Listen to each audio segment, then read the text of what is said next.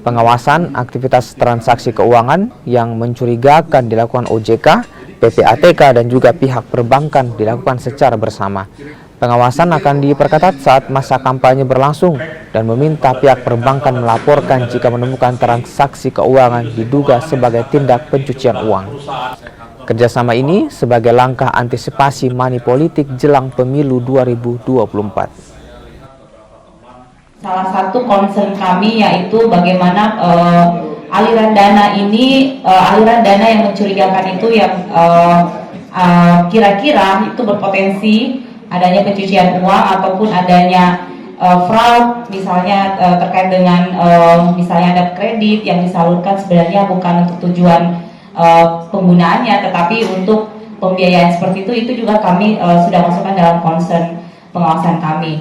Kami kebetulan minimal tiap bulan kami ketemu dengan seluruh pimpinan Forum Industri Jasa Keuangan FKIJK dalam forum high level meeting. Ini kami sudah sampaikan ya. Kami sudah sampaikan beberapa kali mengenai mengingatkan seluruh pimpinan perbankan khususnya ya akan lebih meningkatkan kehati-hatiannya gitu ya. Meningkatkan kehati-hatiannya, meningkatkan dalam konteks ya menghadapi tahun politik.